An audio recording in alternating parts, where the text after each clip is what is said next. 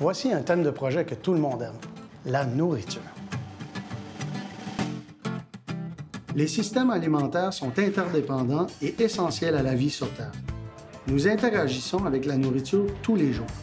C'est un moyen de passer du temps avec nos amis, d'alimenter notre corps pour faire du sport et d'apaiser notre faim après avoir passé toute la matinée en classe. La façon dont les humains interagissent avec la nourriture a évolué au cours de l'histoire. Nous sommes passés d'une société de chasseurs-cueilleurs à l'agriculture à petite échelle, à la domestication des animaux pour finalement établir des exploitations agricoles à grande échelle. La nourriture est associée au changement climatique de bien des façons. Elle est aussi rattachée à tous les autres sujets que nous venons d'explorer. Aujourd'hui, 70 de tout l'eau utilisée à l'échelle mondiale est attribuable à l'agriculture. Non seulement l'agriculture utilise beaucoup d'eau, mais certains des processus agricoles finissent par la polluer. Une fois prêts pour la consommation, les aliments entament un long voyage pour se rendre à notre assiette. Combien loin? En hiver, les fruits et les légumes peuvent franchir jusqu'à 2500 km avant d'arriver chez nous. Un autre lien entre la nourriture et les changements climatiques nous vient de nos petites amies de la ferme, les vaches.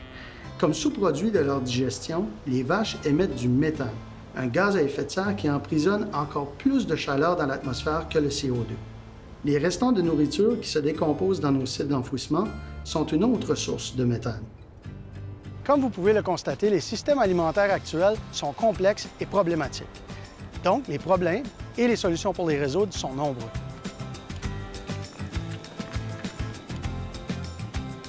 Donc, explorons une idée de projet à réaliser à l'école. Vous aimeriez peut-être savoir dans quelle mesure vous pourriez réduire les émissions de gaz à effet de serre associées à la viande si la cafétéria tenait un lundi sans viande toutes les semaines. Vous pourriez commencer par examiner le bon de commande hebdomadaire de la cafétéria. Vous y trouveriez des renseignements sur le type et la quantité de nourriture achetée. Après avoir présenté vos conclusions, vous pourriez collaborer avec le comité d'environnement et l'administration de votre école pour mettre en place votre projet de lundi sans viande.